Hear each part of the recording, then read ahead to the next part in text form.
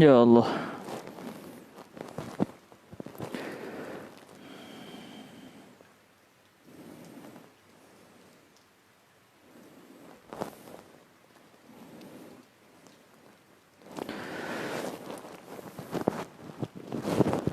A'udzubillahi minasyaitonirrajim.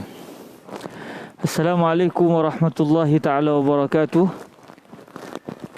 Bismillahirrahmanirrahim. Alhamdulillahi rabbil alamin. Wassalatu wassalamu ala al-habibil mustafa Sayyidina wa maulana Muhammadinil karim wa ala alihi wa itratihi wa ashabihi ajma'in. Ashhadu an la ilaha illallah wahdahu la syarikalah wa ashhadu anna habibana wa sayyidana wa maulana Muhammadan abduhu wa rasuluh wa safiyuhu min khalqihi wa habibuhu addal amanah wa ballagha ar-risalah wa nasaha al-ummah wa kashafa Allahu bihil ghummah. Allahumma salli wa sallim wa zid wa barik ala al-habibil mustafa sayyidina wa maulana Muhammadir rasulillah wa ala alihi wa itratihi wa ashabihi wa man walah. Amma ba'd. Alhamdulillah, kita sama-sama bersyukur kepada Allah Subhanahu Wa Taala. Dengan keizinan daripada Allah, kita dapat bertemu lagi pada malam yang kedua ini dalam majlis yang kedua bagi pembacaan kitab Safinatun Najah Fima Yajibu 'alal 'Abdi li Maulah, karangan Fadilatul Syekh Al-Imam Salim ibni Abdullah ibni Sumair Al-Hadrami radhiyallahu ta'ala anhu wa ardah. Semoga Allah memberkati beliau, memberkati seluruh guru-guru beliau, para murid beliau dan semua yang telah mengambil manfaat daripada ilmu beliau dan juga para pembaca kitab-kitab beliau. Allahumma amin. Para hadirin yang dirahmati Allah Subhanahu wa taala, alhamdulillah semalam kita telah pun bertemu di dalam membicarakan tentang perkara-perkara asas di dalam ilmu fiqh, berkaitan dengan definisi fiqh, berkaitan dengan apa maksud mazhab, mengapa boleh berlaku perbezaan pandangan para ulama dan beberapa perkara yang berkait dengan perbahasan tersebut. Sebelum saya nak masuk kepada kisah berkenaan dengan Al-Imam Asy-Syafi'i radhiyallahu taala anhu wardah, saya nak sentuh satu perkara yang penting yang semalam kita tak sempat nak sentuh, iaitu adakah apabila pandangan seseorang imam itu rupa-rupanya nanti di akhirat, rupanya ia adalah pandangan yang tidak menepati kehendak Allah. Adakah ia bermasalah kepada kita yang mengikut pandangan imam tersebut ataupun tidak? Sebagaimana yang telah kita bicarakan semalam, setiap imam mazhab ini seperti Al-Imam Asy-Syafi'i, Al-Imam Abu Hanifah, Imam Malik, Imam Ahmad, setiap mereka berperanan untuk mengenal pasti apakah ia kehendak Allah Subhanahu wa taala daripada kefahaman mereka, kajian mereka terhadap dalil-dalil syarak. Dalil syarak ni merangkumi Al-Quran, As-Sunnah, Al-Ijma', Al-Qiyas dan pelbagai dalil-dalil yang lain. Dan kadang-kadang para ulama berbeza pendapat pula, adakah ia dalil ataupun tidak. Contoh macam ucapan sahabat, adakah ucapan seseorang sahabat Nabi itu dianggap dalil ataupun tidak. Kadang-kadang ada perbahasan yang ia dibincangkan khusus dalam ilmu usul fiqh lah, beberapa perbahasan yang dibincangkan adakah ia dianggap sebagai dalil mu'tabar di dalam mengenal pasti kehendak Allah ataupun tidak.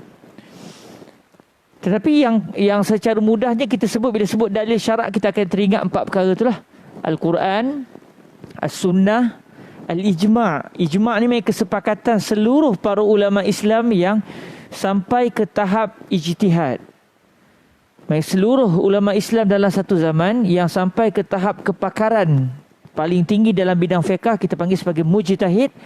Kalau semua para ulama ini telah bersepakat dengan satu pandangan dalam keadaan mereka hidup selepas kewafatan baginda Nabi alaihi salatu wasalam, maka kesepakatan mereka itu dipanggil sebagai al-ijma'. Ijma' memang kesepakatan seluruh para ulama Islam dalam bidang fiqh yang sampai ke tahap mujtahid. Jadi Al-Quran, As-Sunnah, Al-Ijma' dan juga Al-Qiyas. Al-Qiyas ni maknanya syariat daripada firman Allah Subhanahu Wa Taala ataupun sabdaan baginda Nabi alaihi salatu wasalam, tidak ada ditemui dalam Al-Quran ataupun hadis Rasulullah sallallahu alaihi wasallam kenyataan khusus berkenaan dengan satu masalah yang timbul pada suatu zaman. Namun ada masalah lama yang disebut oleh Al-Quran ataupun hadis yang mempunyai persamaan dengan masalah yang baru timbul. Walaupun sekadar ada persamaan, tetapi ia dua perkara yang berbeza. Ambil contoh tuan-tuan yang dirahmati Allah SWT, zaman baginda Nabi belum ada dadah. Tak timbul isu dadah. Jadi kalau kita cari hukum dadah daripada Al-Quran ataupun hadis, kita tidak akan menemui firman Allah ataupun sabdaan baginda Rasul sallallahu alaihi wasallam yang membicarakan tentang hukum mengambil dadah. Cuma di dalam perbahasan yang lama dalam Al-Quran, dalam hadis, ada dibincangkan tentang arak. Arak bukan dadah, dadah bukan arak. Beza. Arak cecair, dadah kadang-kadang bukan cecair, kadang-kadang cecair juga. Jadi ada perbezaan di antara arak dan dadah. Hukum dadah tidak disebut oleh Al-Quran ataupun hadis, tetapi hukum arak disebut oleh Al-Quran dan juga hadis. Cumanya sekalipun arak dan dadah itu adalah dua benda yang berbeza, ada persamaan di antara arak dan dadah, iaitu kedua-duanya menghilangkan akal. Dan apabila dikaji, arak itu diharamkan oleh syariat sebab apa? Apa ilahnya? Apa sebab arak itu diharamkan? Maka setelah para ulama kaji, adakah ia diharamkan kerana bau busuk ataupun kerana warna tertentu? Setelah dikaji, mereka mendapati bahawa Allah Subhanahu Wa Taala, begitu juga dengan baginda Rasul sallallahu alaihi wasallam, mengharamkan arak kerana arak itu memabukkan. Dan unsur memabukkan, iaitu menghilangkan kewarasan akal, ini ada juga pada dadah. Lalu walaupun dadah dan arak dua benda yang berbeza, namun disebabkan arak diharamkan kerana ia menghilangkan kewarasan akal seseorang, maka para ulama menyamakan hukum dadah dengan hukum arak. Itu dipanggil qiyas. Dikiaskan, iaitu disamaratakan hukum di antara arak dan juga dadah, walaupun hakikat arak bukan dadah, hakikat dadah bukan arak, tetapi ada sedikit persamaan di antara arak dan dadah, iaitu kedua-duanya menghilangkan kewarasan akal. Maka sebagaimana arak itu diharamkan oleh syariat kerana menghilangkan akal, maka segala benda yang menghilangkan kewarasan akal juga secara dasarnya adalah diharamkan. Itu dipanggil qiyas. Jadi para ulama kita dalam mereka nak mengenal pasti hukum, mereka akan meneliti Al-Quran, hadis, ijma' dan juga qiyas serta dalil-dalil yang lain. Maka biasanya para ulama akan berbeza pendapat. Dalam mana-mana isu pun biasanya akan berlaku perbezaan pandangan. Dalam ibadah pun ya, dalam muamalat pun ya, dalam jinayat pun ya. Contoh dalam masalah hukum orang yang murtad, dalam mazhab Imam Syafi'i dijatuhkan hukuman bunuh ke atas orang yang murtad. Tetapi ada pandangan para ulama yang berpendapat bahawa orang yang murtad tidak jatuhkan hukuman bunuh. Jadi ada sedikit perbezaan pandangan di antara seseorang faqih dengan seorang faqih yang lain dalam kebanyakan pandangan-pandangan fiqh. Jadi bila ada perbezaan, dan kita telah sebut semalam, setiap orang yang sampai ke tahap kepakaran dalam bidang fiqh, atau dengan nama yang lain kita panggil sebagai faqih atau mujtahid, seperti Al-Imam Asy-Syafi'i, Imam Abu Hanifah dan sebagainya, maka setiap mereka itu bertanggungjawab untuk mencari apakah dia kehendak Allah dalam masalah-masalah tertentu. Dan mereka akan meneliti dalil. Jadi setiap mereka setelah membuat kajian, akhirnya mereka mempunyai pendirian. Bagi mereka, apa yang mereka faham itu adalah kehendak Allah dan kehendak Rasul sallallahu alaihi wasallam. Tetapi biasanya berbeza pendapat.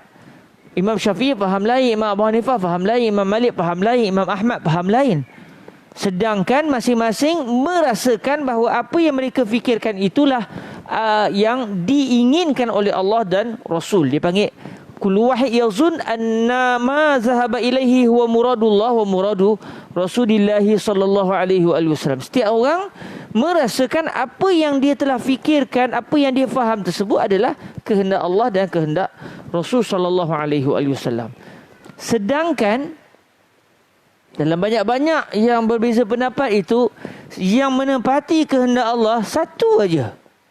Katakan ulama beza kepada dua pendapat, satu saja di antara dua pendapat itu yang benar, manakala yang satu lagi tidak benar. Main tidak diinginkan oleh Allah dan Rasul. Bukan itu yang diinginkan oleh Allah dan Rasul. Itu kalau dua pendapat. Kalau tiga pendapat, ada empat pendapat, main satu saja yang benar. Al-haq wahidun la yata'addad. Kalau ikut pendapat yang kuatnya mengatakan kebenaran itu hanya satu, tidak berbilang-bilang. Jadi apabila para ulama berbeza kepada tiga pendapat contoh, ada satu betul, dua lagi salah. Dalam masa yang sama, setiap fuqaha yang berbeza pendapat itu masing-masing merasakan bahawa pandangannya lah yang bertepatan dengan kehendak syarak. Jadi di akhirat nanti kita akan tahu mana satu yang benar, mana satu yang salah dalam isu tertentu. Setiap isu bila berlaku khilaf para ulama dalam bab, contohnya dalam katakan dalam sudut adakah wajib membaca Fatihah ataupun tidak dalam solat, sah atau tidak sembahyang kalau tak baca Fatihah. Maka nanti di akhirat kita akan tahu mana satu yang diinginkan oleh Allah. Kerana hanya satu saja yang benar, manakala pandangan yang kedua, ketiga atau keempat atau seterusnya itu adalah salah di sisi Allah Subhanahu wa taala. Cumanya, adakah para ulama kita kalau di akhirat nanti apabila mereka berpegang dengan pandangan yang rupa-rupanya salah, sedangkan mereka menyangka itulah kehendak Allah dan Rasul, rupa-rupanya di akhirat nanti Allah Ta'ala menyatakan bahawa pandangan itu salah, bukan itu kehendak Allah, bukan itu kehendak Sayyiduna Rasulullah sallallahu alaihi wasallam. Adakah mereka berdosa? Adakah Imam Asy-Syafi'i contohnya, kalau dalam isu tertentu rupa-rupanya beliau tersalah, yang benar adalah pendapat Imam Malik contohnya, itu yang bertepatan dengan kehendak Allah dan Rasul, katakan, adakah maknanya Al-Imam Asy-Syafi'i berdosa kepada Allah? Jawapannya tidak. Kerana mereka ini memiliki kelayakan untuk mencari gali hukum daripada dalil-dalil syarak. Orang pakar yang sudah layak diberikan kebenaran untuk terus pergi kepada Al-Quran dan juga hadis Rasulullah serta dalil-dalil yang lain untuk mengenal pasti hukum. Kalau tersilap pun, maknanya mereka dimaafkan. Kerana ini adalah kesilapan orang yang pakar, yang telah berhempas pulas meneliti dalil, lalu merasakan bahawa kehendak Allah adalah pandangan sekian-sekian, rupanya tersalah di dalam mencari kebenaran tersebut. Maknanya mereka tidak berdosa. Idza ijtahadal hakim fa asaba falahu ajran wa idza ijtahada fa akhta falahu ajrun. Apabila setiap hakim, iaitu orang yang memiliki kemampuan untuk mengambil hukum daripada Al-Quran dan juga hadis secara langsung, seperti Imam Syafi'i contohnya ini, kalau mereka rupa-rupanya berijtihad, mencari gali hukum, mengkaji, dan akhirnya rupa-rupanya benar, apa yang mereka faham itu rupanya kehendak Allah dan Rasul, maka mereka akan dapat dua sebab pahala. Sebab yang pertama, kerana mereka telah berusaha mencari gali hukum. Mereka berusaha, bukan senang-senang nak tahu hukum tu, kena buat kajian, kena fikir, merah otak. Jadi mereka dapat pahala dari sudut kerana mereka telah berusaha, dan pahala yang kedua pula adalah sebagai hadiah daripada Allah kerana apa yang mereka fahami itu akhirnya rupa-rupanya kena dengan kehendak Allah dan kehendak Sayyiduna Rasulullah sallallahu alaihi wasallam. Adapun mereka yang sampai kepada kelayakan untuk terus mengambil hukum daripada Al-Quran dan juga hadis, rupa-rupanya akhirnya di akhirat kelak dia beritahu bahawa pendapat mereka itu bersalahan dengan kehendak Allah dan Rasul, mereka tetap mendapat pahala. Kerana dapat pahala sebab apa? Sebab mereka telah berusaha, mereka telah beribadah kepada Allah dengan cara mencari, mengkaji, membuat penelitian dengan begitu halus untuk memahami apakah kehendak Allah dan kehendak baginda Nabi sallallahu alaihi wasallam. Jadi walau tersalah sekalipun, mereka tetap mendapat pahala.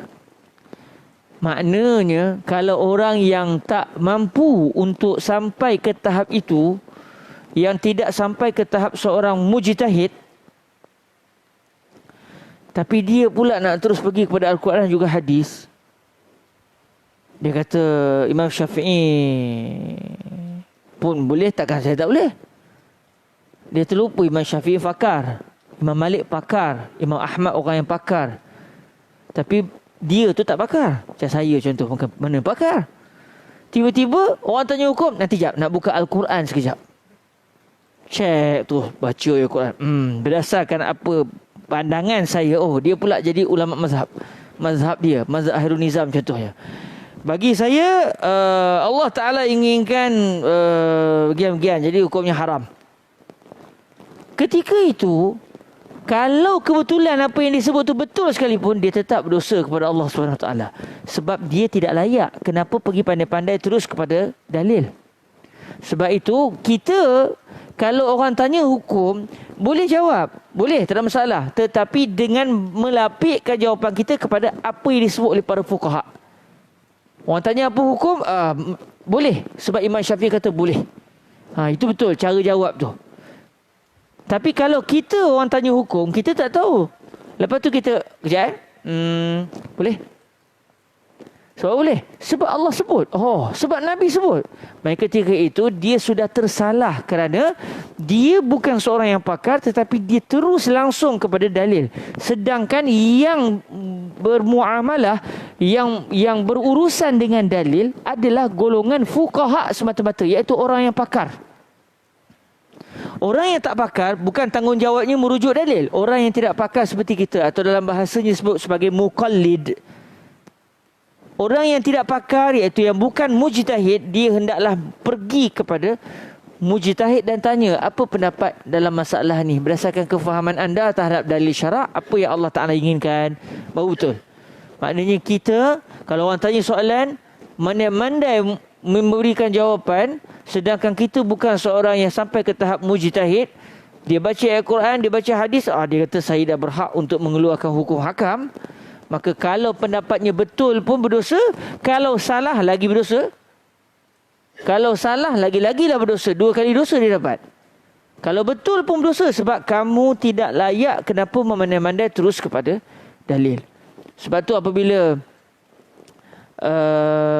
disebutkan perbahasan ni, kata guru saya Fadilatul Syekh Sayyid bin Shaltul Asy-Syafi'i, kata beliau, kalamul mujtahidi bin nisbati ilal muqallidi ka kalamillahi wa kalamir rasuli bin nisbati ilal mujtahid.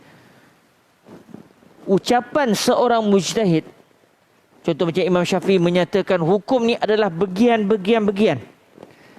Bagi kita, ucapan seorang mujtahid itu bagi pihak kita, untuk kita, adalah seperti ayat Al-Quran dan juga hadis Rasulullah bagi seorang mujtahid. Kalau kita nak sebut secara mudah, ayat Quran, dalil kita siapa? Kalam mujtahid. Manakala dalil mujtahid pula adalah kalam Allah dan kalam Sayyiduna Rasulullah sallallahu alaihi wasallam. Dalil saya bukan terus Al-Quran dan hadis, sebab saya tak layak untuk terus melangkaui Al-Quran dan juga hadis.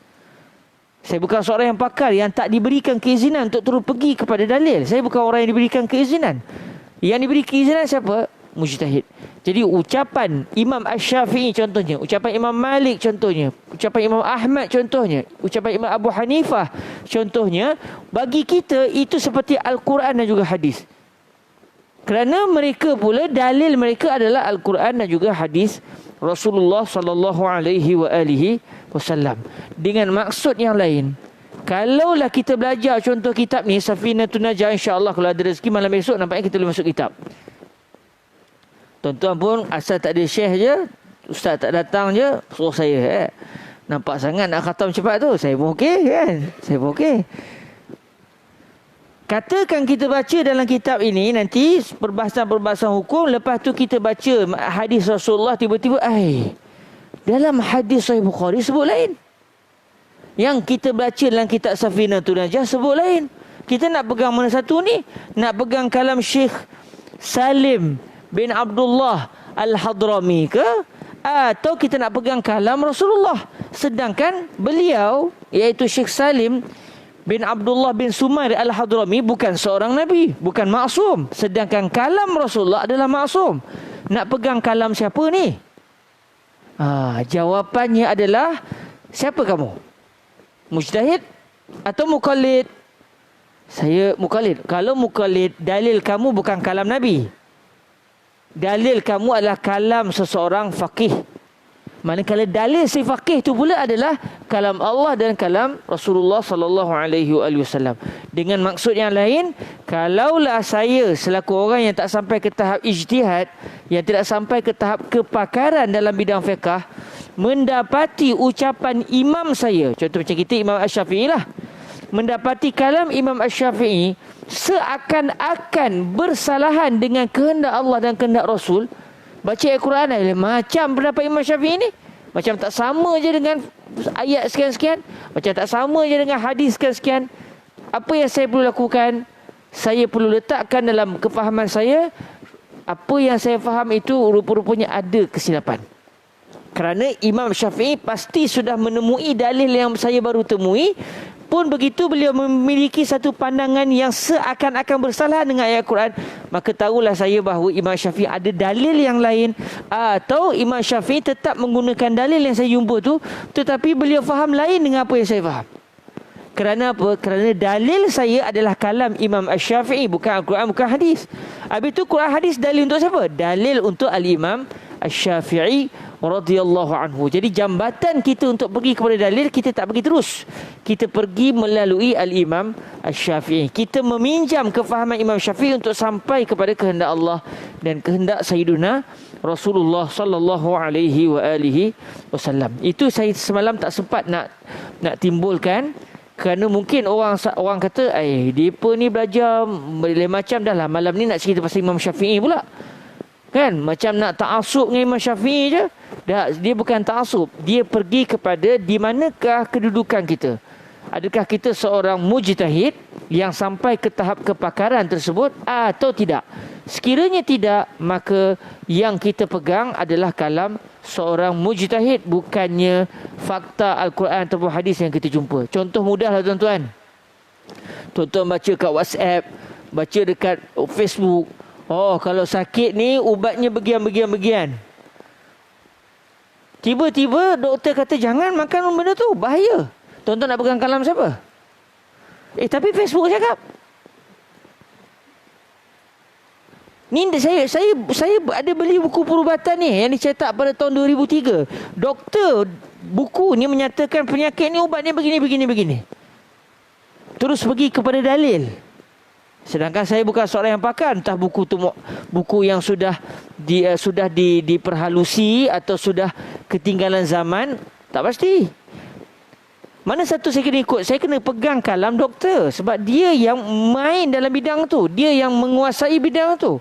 Bukan saya pergi kepada fakta-fakta, bukti-bukti penemuan sains yang menunjukkan ubat ni adalah penyakit untuk sekian. Kerana yang akan muamalah, yang akan berurusan dengan fakta-fakta perubatan itu doktor itu. Itu dalilnya. Dia akan cek adakah dalil ni kuat ataupun tidak. Saya bukan terus pergi kepada dalil. Saya berpaut kepada doktor yang akan merujuk kepada fakta-fakta tersebut. Jadi begitulah secara kasarnya perbahasan-perbahasan ini. Dan apabila katakan di akhirat nanti rupa-rupanya kita dalam masalah-masalah tertentu berpegang dengan pendapat Al-Imam Asy-Syafi'i, rupa-rupanya salah Imam Syafi'i, Allah Ta'ala kata yang benar pendapat Imam Ahmad contohnya, Imam Syafi'i tak berdosa, kita ikut macam mana pula? Kita juga tidak berdosa sebab kita diberikan kemaafan kerana kita sendiri tidak mampu untuk terus pergi kepada dalil. Kita tak mampu untuk terus pergi kepada dalil. Kita berpaut kepada Al-Imam Asy-Syafi'i. Al-Imam Asy-Syafi'i pula seorang yang pakar. Maka kalau beliau silap sekalipun, beliau tidak berdosa. Dan kita yang mengikutnya juga tidak berdosa. Sebab ada orang kata, Syekh, ente nak pegang lagi kalam Imam Syafi'i sedangkan hadis sebut begini. Ente nak pegang mana ni? Ente sampai ta'asub gila begini. Apa-apa kan? Ada orang sampai begitu. Saya tak nak ikut. Saya pribadi pernah ditanya soalan. Kita nak ikut mazhab Rasulullah kan ikut mazhab Imam Syafi'i? Dia salah faham rupanya. Dia ingat Rasulullah itu, kita secara orang awam boleh terus direct kepada kalam Nabi. Tak. Yang boleh terus memahami kalam Nabi adalah para mujtahid. Mereka yang sampai ke tahap kepakaran tersebut. Sebab tu Al-Imam Asy-Syafi'i pernah sebut satu ucapan yang lain. Kata beliau kepada ulama-ulama hadis pada zaman itu, antumus sayadilatu wa nahnul atibba'u. Kamu semua wahai para ulama hadis yang mengkaji status hadis ni hasan ke, sahih ke, dhaif ke, kamu adalah antum as-sayadilah. Kamu adalah ahli farmasi. Ahli farmasi yang menyatakan sakit ni ubat ni gini, sakit ni ubat ni begini. Yang nak menentukan kadar ubat yang perlu dimakan oleh pesakit siapa pula? Siapa doktornya pula? Kami yang doktor. Kamu sekadar memberitahu hadis ni status apa? Hasan, dhaif, sahih, maudhu'. Okey, setelah kamu dah beritahu, selesai peranan kamu. Bukan pula kamu berperanan nak mengambil hukum daripada hadis tersebut.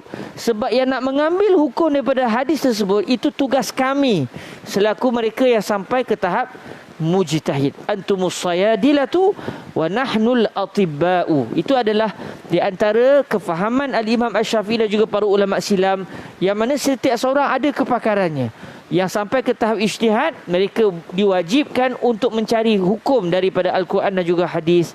Manakala yang tidak sampai pula, mereka diwajibkan untuk berpaut kepada pendapat para ulama silam. Alhamdulillah, secara kasarnya kita telah pun meneliti perkara-perkara besar dalam isu-isu fiqh. Dan sebelum kita masuk kepada siapakah dia Al-Imam Asy-Syafi'i, silakan kalau ada soalan.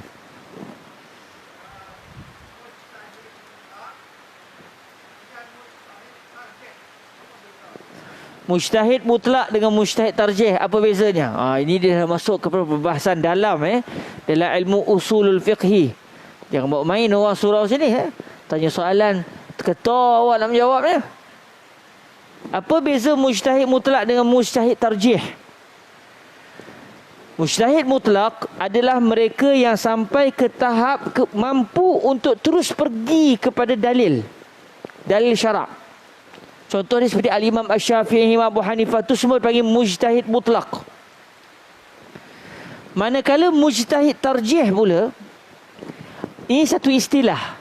Hakikatnya mujtahid tarjih bukanlah seorang mujtahid pada hakikatnya. Siapa contoh mujtahid tarjih? Dalam mazhab Imam Syafi'i, contoh mujtahid tarjih adalah Al-Imam An-Nawawi. Al-Imam An-Nawawi yang sehebat itu pun tak sampai ke tahap kepakaran Al-Imam Asy-Syafi'i. So orang Kuala ni macam mana kita? Al-Imam An-Nawawi pun tidak sampai ke tahap kepakaran Al-Imam Asy-Syafi'i. Sebab tu kalau orang tanya Imam Syafi'i, di mana kedudukan beliau? Beliau adalah mujtahid mutlak. Iaitu beliau ada kaedah usul fiqh beliau sendiri, dan beliau layak untuk memahami Al-Quran dan juga hadis berdasarkan kaedah usul fiqh beliau. Adapun mujtahid tarjih hakikatnya mereka tidak sampai ke tahap mujtahid mutlak. Maksudnya mereka wajib bertaklid, tetapi mereka ulama besar seperti Al-Imam An-Nawawi. Cumanya dipanggil mujtahid atas dasar bahasa. Mujtahid maksudnya ijtihada bersungguh-sungguh. Mujtahid orang yang bersungguh-sungguh. Bersungguh-sungguh dalam sudut apa? Untuk melihat antara pendapat Imam Syafi'i yang pertama dengan pendapat Imam Syafi'i yang kedua, mana yang lebih kuat. Sebab kadang-kadang dalam satu masalah Al-Imam Asy-Syafi'i sendiri ada dua pendapat. Ada. Dalam kitab ni Imam Syafi'i kata pandangan ini adalah sekian. Tiba-tiba dalam kitab ini Imam Syafi'i kata pandangan ini adalah sekian. Bercanggah pula. Secara zahir bercanggah. Dan para ulama yang berperanan untuk meneliti antara dua pendapat ini mana yang lebih kuat sebenarnya, itu dipanggil mujtahid tarjih. Seperti Al-Imam An-Nawawi. Sebab tu kalau kita mana tahu satu hari nanti ada rezeki baca Minhajut Talibin, kita akan jumpa kalimah asah. Kita akan jumpa kalimah muqabilul asah. Kita akan jumpa kalimah al-azhar. Kita akan jumpa kalimah muqabilul azhar. Kita akan jumpa kalimah qila. Kita akan jumpa kalimah wa fi qaulin. Itu semua istilah-istilah yang telah direka oleh Al-Imam An-Nawawi radhiyallahu taala anhu dalam kitab beliau Minhajut Talibin dan juga kitab-kitab yang lain. Kesemuanya untuk menyatakan dalam isu ini Imam Asy-Syafi'i ada dua pendapat. Contoh, dalam isu lain pula Imam Syafi'i tak menyatakan sebarang pandangan. Tetapi ulama-ulama yang memiliki kemahiran seperti Al-Imam Asy-Syafi'i menyatakan bahawa kalau Imam Syafi'i masih hidup, nescaya Imam Syafi'i akan sebut pandangan ini. Mereka cuba mengembangkan mazhab Al-Imam Asy-Syafi'i, walaupun Imam Syafi'i dalam isu itu tidak ada pandangan. Dicari dalam kitab, Imam Syafi'i tak sebut pendapat tu. Tetapi mereka seperti Imamul Haramain Al-Juwaini, ini tinggi lagi daripada Imam Nawawi. Contohnya siapa lagi? Al-Imam Al-Ghazali. Contohnya Ar-Rabi' Al-Muradi, Ar-Rabi' Al-Ghizi, Al-Jizi, Ibnu Khuzaimah. Ulama-ulama besar dalam mazhab Imam Asy-Syafi'i yang mereka ni dipanggil sebagai Ashabul Wujuh. Ini istilah-istilah yang agak dalam sikit lah soalan bertanya begitu. Tuan Haji kita tanya soalan begitu, saya pun sebut sikit kasar-kasarnya. Yang mana kalau Imam Syafi'i tak mengeluarkan pandangan, tetapi ulama-ulama yang besar-besar ini bertanggungjawab untuk mengembangkan mazhab Imam Syafi'i dengan menyatakan kalaulah Imam Syafi'i masih ada, dengan kaedah yang Imam Syafi'i nak sebut, beliau insya-Allah akan mengatakan bahawa hukum ni adalah bagian. Kalau ada dua pendapat pula, ada di kalangan ulama-ulama besar ni mengatakan kalau Imam Syafi'i masih hidup, inilah pendapat Imam Syafi'i.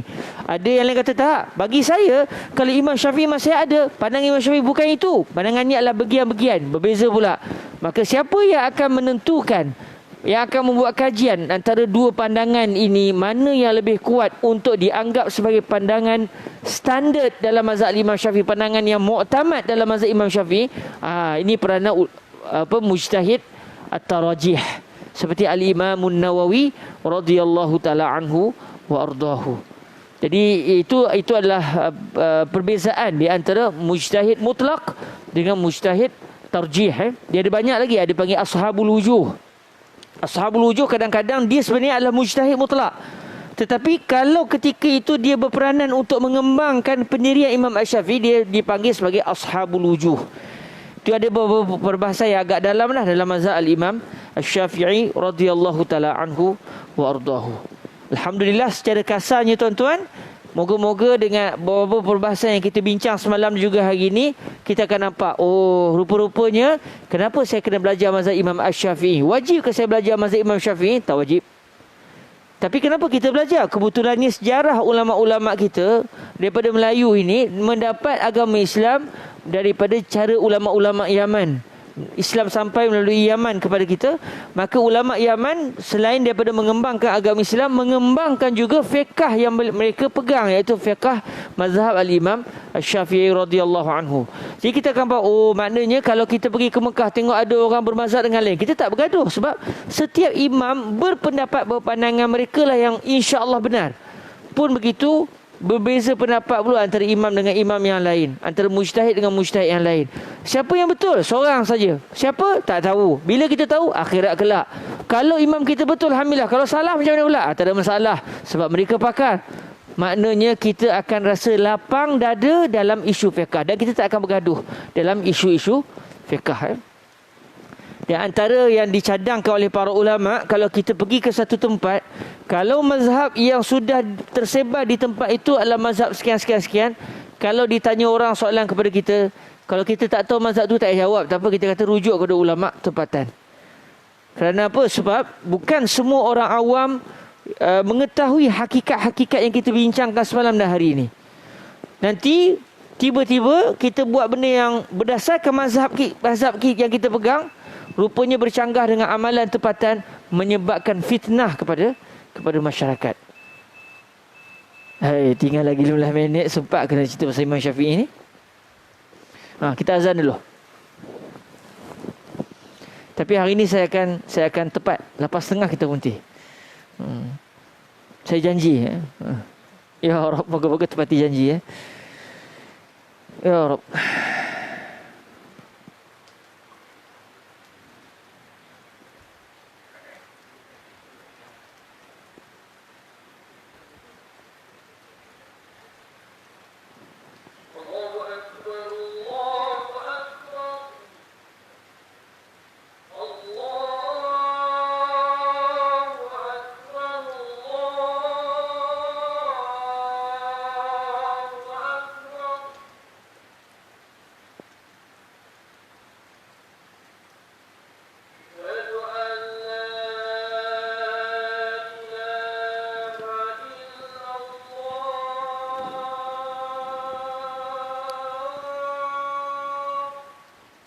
La ilaha illallah.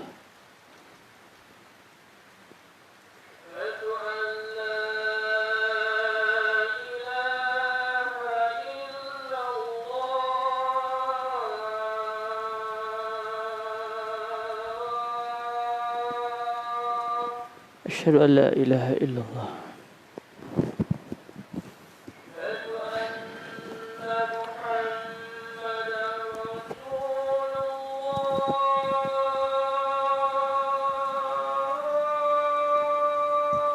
أشهد أن سيدنا محمد رسول الله.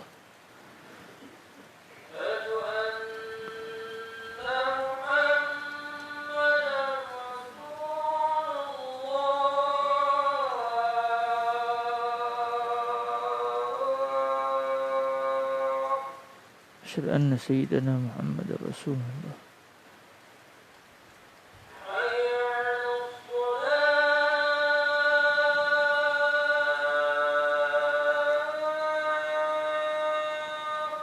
لا حول ولا قوة إلا بالله العلي العظيم.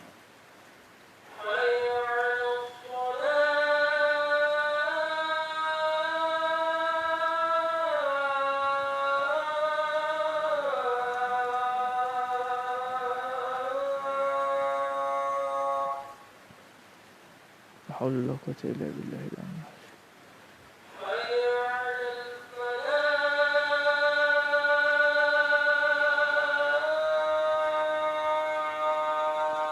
لا حول ولا قوة إلا بالله العلي العظيم.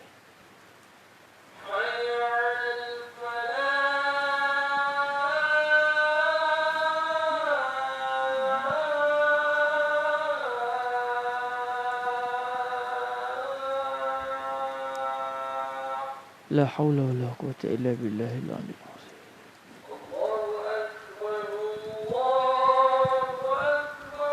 الله أكبر الله أكبر.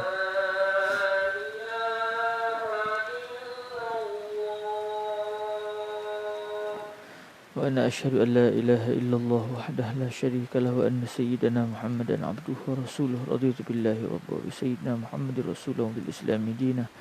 اللهم رب هذه الدعوة التامة والصلاة القائمة آتي سيدنا محمدا الوسيلة والفضيلة والشرف والدرجة الرفيعة وابعثه مقاما محمودا الذي وعدته إنك لا تخلف الميعاد. وصلى الله على سيدنا محمد وعلى آله وصحبه وبارك وسلم. الحمد لله رب العالمين.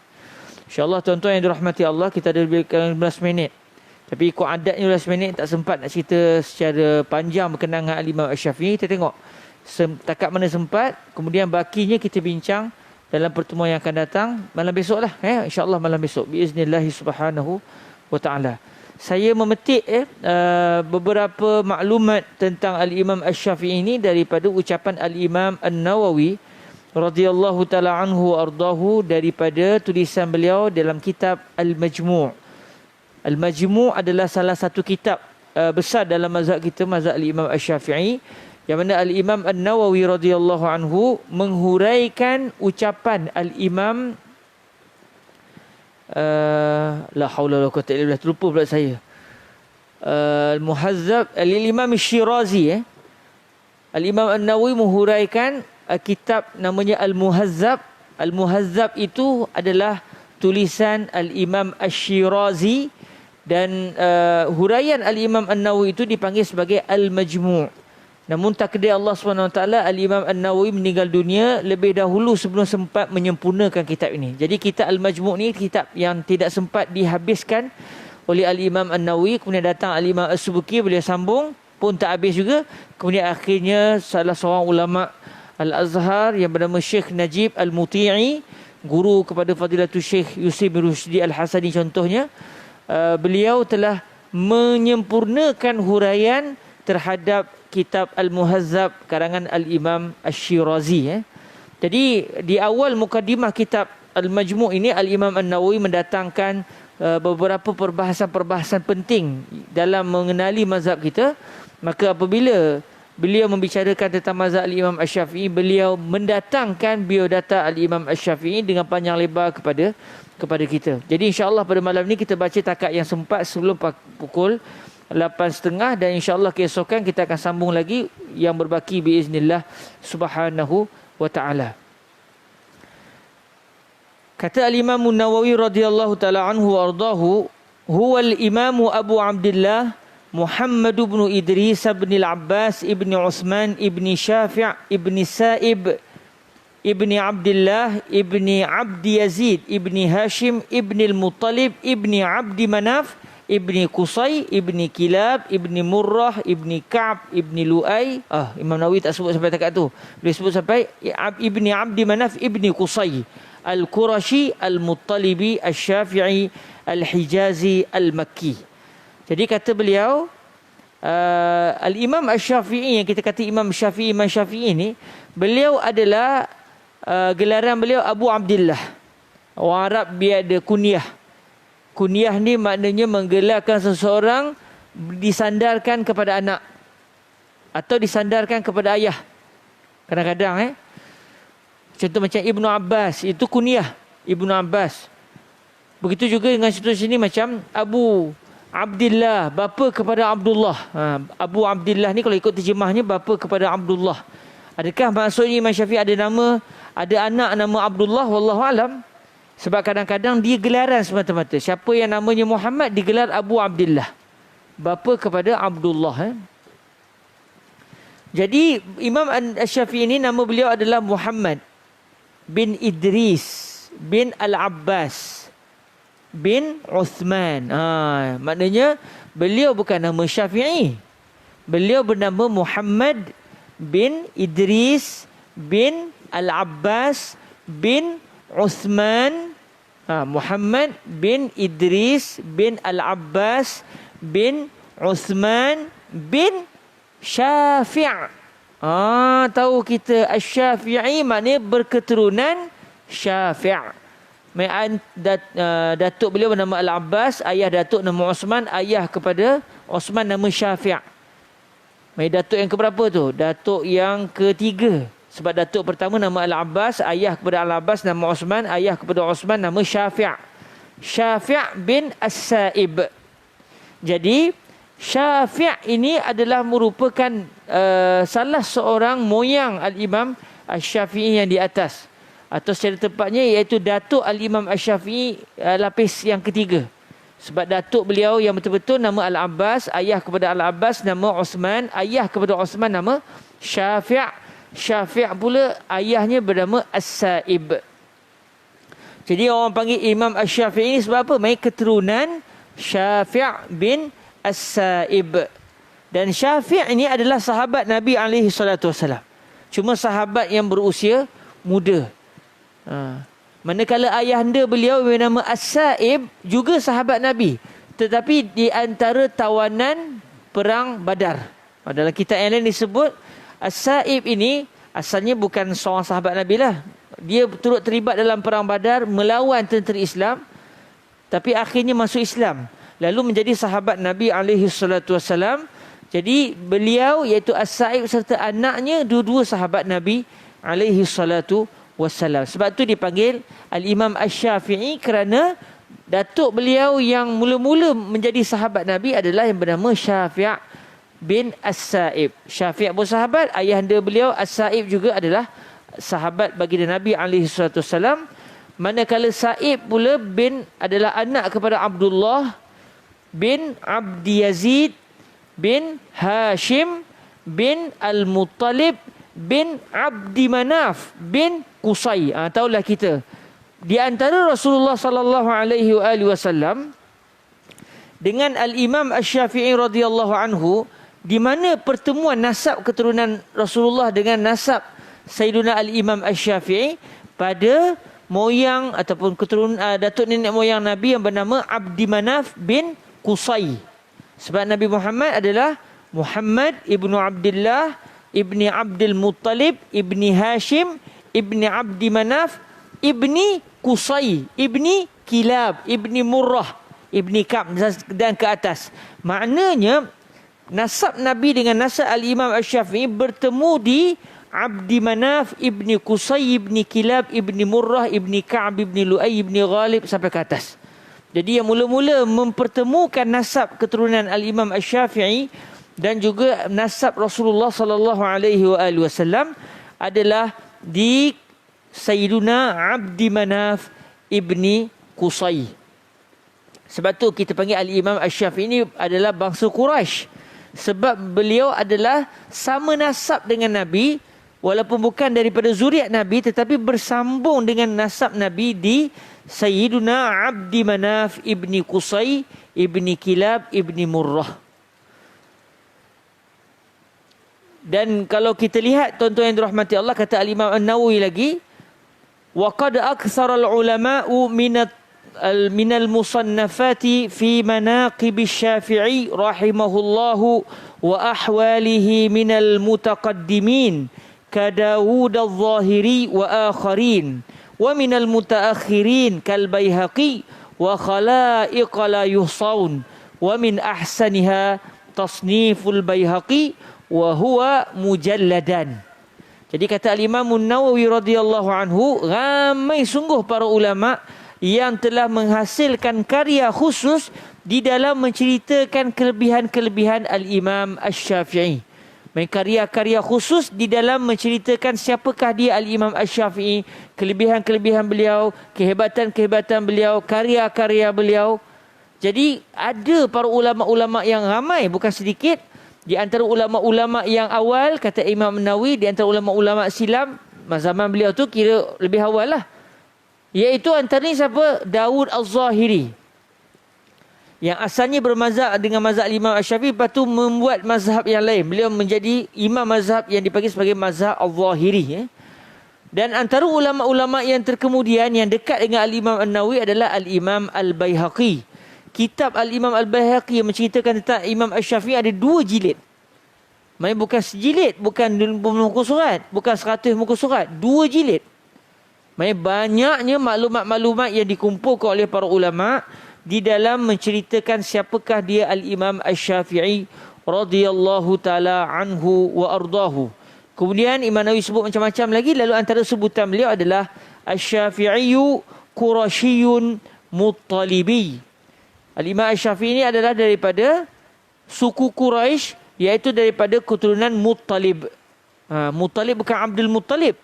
Tapi kalau kita tengok tadi nasab Imam Asy-Syafi'i tadi, iaitu Sa'ib tadi, Syafi' bin Sa'ib bin Abdullah bin Abdi Yazid bin Hashim bin Al-Muttalib bin Abdi Manaf. Anak kepada Abdi Manaf. Anak kepada Abdi Manaf. Cuma Al-Muttalib ni tidak dia bukanlah main satu jalur nasab dengan Nabi. Sebab Rasulullah Muhammad bin Abdullah ibni Abdul Muttalib ibni Hashim ibni Abdi Manaf. Main Hashim dengan Muttalib 2 beradik. Hashim dengan Al-Muttalib 2 beradik. Lalu Hashim bila dapat anak, beliau pun namakan anak beliau dengan Al-Muttalib. Abang kepada Datuk Nabi Abdul Muttalib. Datuk Nabi orang panggil Abdul Muttalib, hamba kepada Al-Muttalib. Sedangkan Datuk Nabi yang kita panggil Abdul Muttalib itu sebenarnya adalah bernama Syaibah. Nama Datuk Nabi sebenarnya Syaibah, cuma glamournya dengan gelaran Abdul Muttalib, hamba kepada Al-Muttalib. Hamba kepada Al-Muttalib. Siapa Muttalib? Muttalib ni abang kepada apa namanya, kepada Datuk Nabi. Cumanya Datuk Nabi lahir dan membesar di Madinah atau nama lamanya Yasrib. Kemudian akhirnya abang beliau bila dua-dua dah membesar, abang beliau pergi ke Yasrib ambil adik untuk dibawa balik ke Mekah untuk membantunya menguruskan jemaah haji di Makkah Al-Mukarramah. Lalu orang tak kenal. Orang ingat Al-Muttalib bawa balik hamba. Orang kata, ini hamba kepada Al-Muttalib. Itu bukan hamba Al-Muttalib sebenarnya. Itu adalah adik kepada Al-Muttalib. Tetapi oleh kerana akhirnya glamour dengan orang panggil Abdul Muttalib, kita pun kata Datuk Nabi bernama Abdul Muttalib. Sedangkan makin seram ni makin seram, kucing pun dah marah-marah ni. Dia suruh berhenti dah tu. Tinggal 5 minit lagi. 2 minit tinggal lagi 2 minit. Jadi Al-Muttalib itu adalah abang kepada Datuk Nabi yang bernama Syaibah. Cuma Datuk Nabi akhirnya glamour dengan gelaran Abdul Muttalib. Syaibah dengan Abdul Muttalib, Syaibah dan juga Al-Muttalib anak kepada Hashim. Hashim pula adik-beradik dia juga bernama Muttalib. Maksudnya Hashim sayang betul dengan adik-beradiknya yang bernama Muttalib. Namakan anaknya sebenarnya nama adiknya.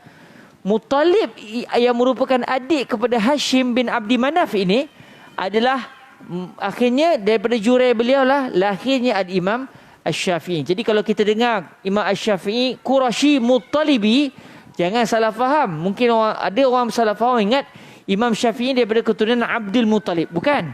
Imam Syafi'i bukan daripada keturunan Abdul Muttalib bin Hashim bin Abdi Manaf. Tapi Imam Syafi'i daripada keturunan Muttalib bin Abdi Manaf. Muttalib bin Abdi Manaf. Bukan daripada keturunan Abdul Muttalib bin Hashim bin Abdi Manaf. Okey. Nampak gayanya itu saja yang sempat pada hari ini. Besok kita lanjutkan lagi dengan kisah berkenaan dengan Al-Imam Asy-Syafi'i radhiyallahu taala anhu yang disebutkan oleh Al-Imam Nawawi radhiyallahu taala anhu. Sonok juga bila kita tahu ini sebenarnya Al-Imam Asy-Syafi'i. Beliau ni bersambung nasab dengan Nabi, tapi bukan daripada zuriat Nabi, tetapi daripada jurai Al-Muttalib bin Abdi Manaf. Muttalib bin Abdi Manaf merupakan adik-beradik dengan Hashim bin Abdi Manaf. Hashim bin Abdi Manaf adalah moyang kepada baginda Nabi alaihi salatu wassalam. Jadi bersambung di Abdi Manaf ibni Qusay ibni Kilab. Dan nanti besok insya-Allah kita akan lihat mengapa para ulama dalam mazhab Imam Syafi'i begitu berbangga kerana Al-Imam Asy-Syafi'i daripada keturunan Quraisy, kerana ada hadis yang menceritakan tentang Al-Imam Asy-Syafi'i. Rasulullah pernah menceritakan tentang kemunculan Al-Imam Asy-Syafi'i. Maksudnya kita yang bermazhab dengan mazhab Imam Asy-Syafi'i ini rasa bangga jugalah kerana kita berimamkan dengan orang yang pernah dipuji oleh Rasulullah sallallahu alaihi wasallam. Walaupun Al-Imam Asy-Syafi'i tidak sezaman dengan Nabi, tetapi Nabi pernah menceritakan satu hadis yang isyaratnya menunjukkan orang yang bagi dimaksudkan adalah Al-Imam Asy-Syafi'i, iaitu Muhammad bin Idris Asy-Syafi'i radhiyallahu taala anhu wardah. Esok kita akan meneliti dengan panjang lebar biiznillah subhanahu wa taala. Aqulu qouli hadza wa astaghfirullah li wa lakum. Insyaallah kita akan bertemu semula pada keesokan hari, iaitu pada belah malam di antara maghrib dan isyak. Moga-moga diberikan kebaikan oleh Allah Subhanahu wa taala. Kita hadiahkan Al-Fatihah kepada Al-Imam Asy-Syafi'i yang merupakan pengasas kepada mazhab yang kita sedang berpegang dengannya. Al-Fatihah lah. A'udzubillahi minasyaitonirrajim. Bismillahirrahmanirrahim. Alhamdulillahirabbil alamin. Ar-Rahmanirrahim. Maliki yaumiddin. Iyyaka na'budu wa iyyaka nasta'in. Ihdinas siratal mustaqim. Siratal ladzina an'amta 'alaihim ghairil maghdubi 'alaihim waladdallin. Amin. اللهم صل أفضل صلاة على أسعد مخلوقاتك سيدنا محمد وعلى آله وصحبه وسلم عدد معلوماتك ومداد كلماتك كلما ذكرك الذاكرون وغفل عن ذكره الغافلون. اللهم صل أفضل صلاة على أسعد مخلوقاتك سيدنا محمد وعلى آله وصحبه وسلم عدد معلوماتك ومداد كلماتك كلما ذكرك الذاكرون وغفل عن ذكره الغافلون اللهم صل أفضل صلاة على أسعد مخلوقاتك سيدنا محمد وعلى آله وصحبه وسلم عدد معلوماتك ومداد كلماتك كلما ذكرك الذاكرون وغفل عن ذكره الغافلون وسلم ورضي الله تبارك وتعالى عن سادتنا أصحاب رسول الله أجمعين